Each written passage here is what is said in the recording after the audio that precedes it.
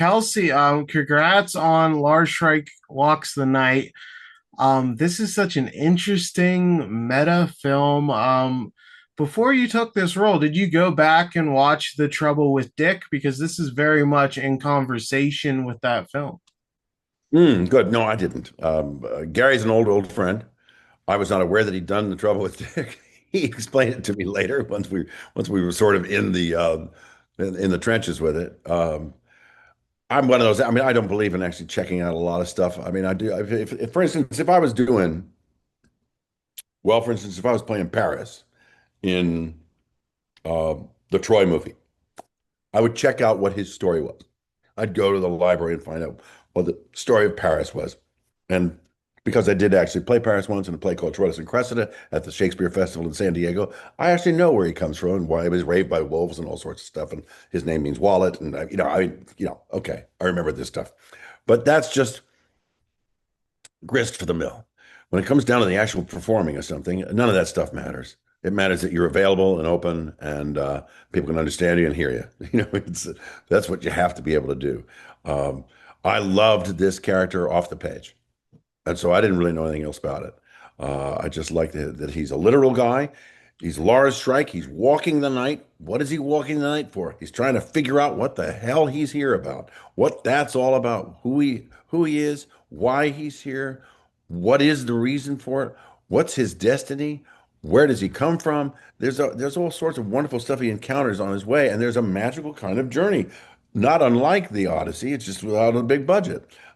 He's he's a remarkable everyman that's facing all the things we all face. Every time he wakes up, every time he gets warm enough behind a rock or covered by something to like take a moment to look at the sky and wonder what the hell's going on. It's a great performance. I mean, it's a great film, I think. Whether or not I'm great in it, who knows? But I love the challenge of it, and I liked the result of it. I think you gave a great performance, in my opinion. And I thought this was so interesting how you mentioned how he's very literal. The film uses amnesia as a plot device. Can you speak to using that in your performance? Because you are, you're seeing a can of soda for the first time and you're like, drinking cylinders, clever. You're interacting with all these things that are very common in our universe, like a fork, and they're completely alien to you. So how did you kind of find that minutia in your performance? I found it really wonderful. It was just like being a kid, honestly. The literal energy of this guy, everything is the first time. Everything, I mean, a girl leans in to kiss him and he's got a split lip. It hurts. There's just wonderful things about it and he realizes,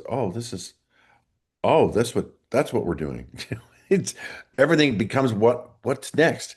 And he goes from step to step and finds little pieces of information from other people, but mostly it's the environment around him that feeds his next steps. And he thinks, well, I got to go here, I got to go there, I got to go this. Then he gets an address and he thinks, well, I got to go check that out. I just I love his journey, and I love his open-mindedness to it all and this discovery.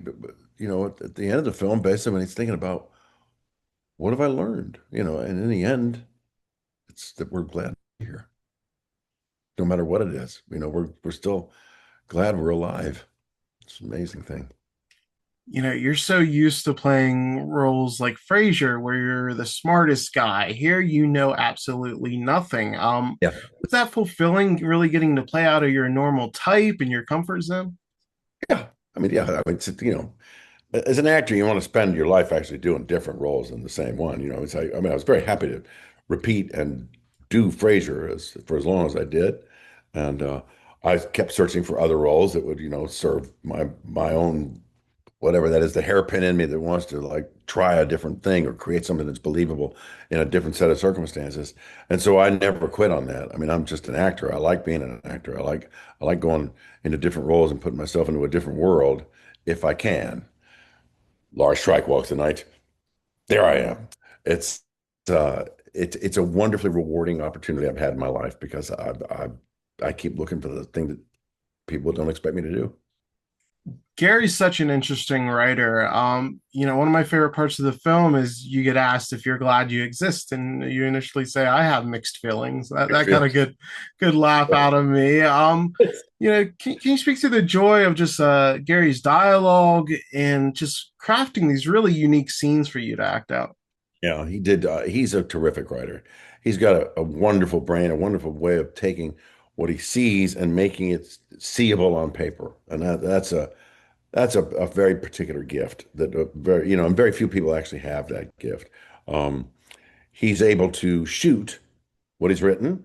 He's able to communicate what he wants to shoot to the actor, meaning me. And then we had a great um, relationship while we were shooting. I said, look, you got to shoot the first take. A lot of directors don't want to do that, but in this case, because it was such an important part of the characterization that he is seeing it for the first time, I said, you're going to capture some stuff that we wouldn't otherwise capture. There is a thing that happens when it's the very first time, and there's a piece of equipment that can capture almost everything as subtly as a lens does that you won't be able to repeat. Yeah, yeah, you can get close. You can do a facsimile of it, but if you can capture that first take and see that genuine surprise, that genuine interaction with something he's never seen before, that's gold. So I think we have several moments in the movie that are like that. Of course, when you change the camera angle, stuff like that, you gotta be repeatable and pretend it's spontaneous. But that first piece, that first time, the interaction with what's going on in the film and when the camera's capturing, it's really valuable to try to get it up front. And Gary embraced that, and he just had such a clear picture of where he was going. It was really great to sort of just he would just sort of set me into a scene, freezing cold, with rocks and unbelievable forbidding landscape all around, and then say, action. It was great. And narratively it's very interesting because it just plays with the format a lot. There's so much self-narration. I love early on there's a scene where you're kind of thinking of different ways this interaction with this woman could go, and we're seeing them different Oh yeah. play out, and they're all fantasy. What did you like most about that kind of meta contextual aspect of the film? Yeah, well, I love that the fact that he gave visual representation of the possibilities the guy was thinking. Like his imagination was suddenly pictured. And so his monologue was actually part of the display of what we were seeing. It was part of the action of the film. Whether or not it was true, it didn't matter. It looked true for that moment because that's how we are when we imagine things. You know, we don't we don't question that they exist while we're laying out the points of while the drama's unfolding. It's only after the fact that we realize, it's bullshit, or whatever it is we're going to realize. It's or gee, I wish that could happen, or I wish that had, no, I'd rather go over here. All that doesn't matter. In that one moment, that's the truth. What you're seeing is the truth in that moment, when you find out it isn't. And I think one of the most impressive parts of your performance is that you play Lars as this very sympathetic person while also being constantly pretty ridiculous with how you're interacting with these objects. Because, like you said, he is like a newborn in a sense where this is his first time interacting with the world. How is kind of finding that balance and straddling that line? Because I think it would be so easy for this to just be off and the film just not work at all. But you guys found the right balance Thanks. there. Thanks. That's kind of you. I thought it was rewarding to play it because it was he remained true to his desire to know more, and the universe around him kept unfolding. It kept giving him something that would pull him in one direction or another, and his decision was to simply go with it because I'm on a search for what do I mean? What am I doing? Why am I walking the night? Why is this happening? Where am I going? And then of course, all of a sudden, a destination appears, or a human being points him in a direction. And he thinks, "Well, I'll try that." Or he falls through a window of some strange home he's never seen. Um, Everything guides him to the next step, and it's a wonder. You just have to surrender to it, so he surrenders to it, and he gathers information as he goes, and then finally has a moment when he can reflect on what he's learned. It's a wonderful. I really liked it. When I read it, I really liked it. I said to Gary, it's something I wanted to play. Yeah, and the final act of this film, you share so many interesting scenes with David Clennon, who's no stranger to sci-fi, having been in The Thing. Um, and I like that this film, there's not a ton of action, there's not wild sci-fi shooting or anything like that, but it still builds to this really satisfying conclusion where them having that intellectual conversation at the end is just as fulfilling as if this film had led up to a big fight. How is it just working with David and making sure those scenes had that gravitas of ending the film? He's a lovely actor, and he's rooted, he's grounded. So he's kind of doing the same thing. You're playing with each other. You're just discovering, oh, acting is reacting. This guy said that. I'll have this. My character had the idea of who am I? What do you know about that? Why do you know who I am? Why are you involved in what my destiny may be?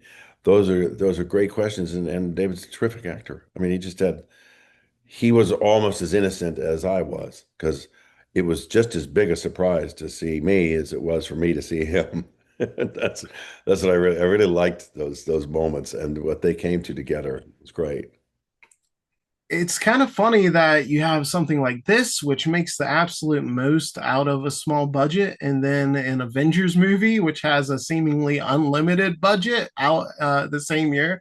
Can you speak towards just your love of acting and being happy to make the most out of this small, interesting project, all the same as the biggest film of the year, which you are also in? It's fun, isn't it? Yeah. Well, that's a sort of pinch me thing for, an actor. You just go, okay. I've been given the grace by, by God or whatever to have a chance to work this stuff out in different ways. I mean, I suffered to shoot Lars Shrike Walks the Night. I actually suffered. In in Avengers, it looks like we're suffering, but it's not. We're living in a great place in London, and you drive out in a limousine and blah blah blah blah blah. Somebody takes you to the set and you throw on a costume.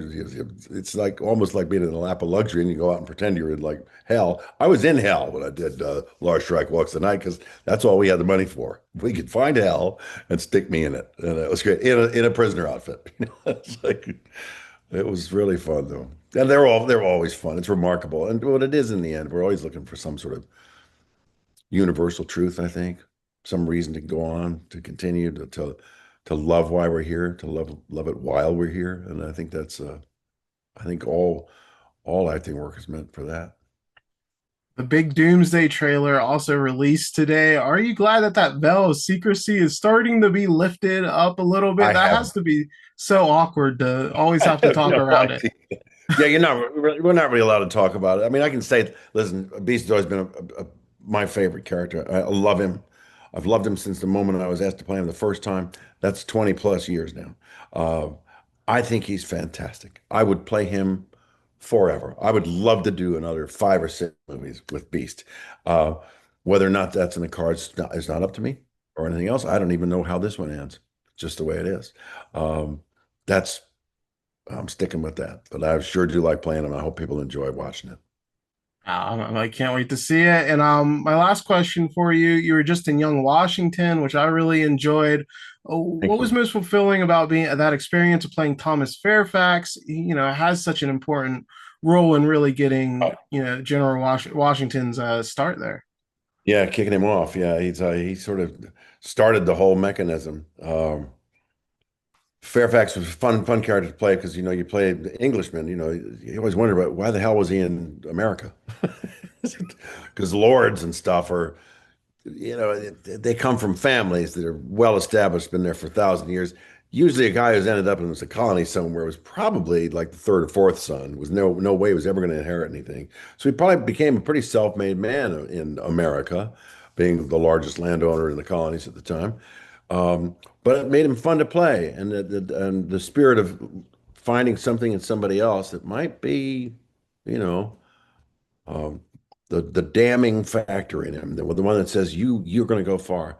I think that scene was it was implied at least in that scene that I did with the young George Washington with William. He's terrific, and I I'm a big American history fan. I I love it, and I'll go to the mat anytime, swinging for the founding fathers. So when we got to do the George Washington story, they called me. I flew over to Ireland to do it, and I said, "Tell me you're doing the scene about the bullets, because I know about the bullets, the doublet, the great coat that had like 50 holes in it, and nobody got him. This is real. This is George Washington was untouchable in that battle, and that's remarkable." And they said, "Yeah, we're Yeah. doing it." I'm glad I'm doing it. Yeah, that's a great moment in the film, and I like how you played that character too, because like you think of a lord of a big manor like Fairfax, you think he'd be kind of like uptight, but you're actually cool with him sneaking into Yeah. the party, and there's a nice humanity to that. It's nice when, especially these historical figures seem so larger than life. It's hard to imagine them as actual people. So I really Right. like those small touches you found there too. Well, other than George Washington, I think the key to it is if we learn that our founding fathers are actually the same size we are. Other than George Washington, I mean, I would say that the monument in the mall in Washington D.C. is it's just not big enough. He's that remarkable, but most of these other guys, they're our size. They have the same passions we have. We just have lost touch with that, and that's Yeah. I think a good journey to try and remember that. Yeah, all these other guys would have gotten shot a few times in that battle, but Yeah, George was most of them would special. be dead. He was Yeah. chosen. Kelsey, thank you so much for your time and congrats on Lars Shrike Walks the Night. I really enjoyed the film.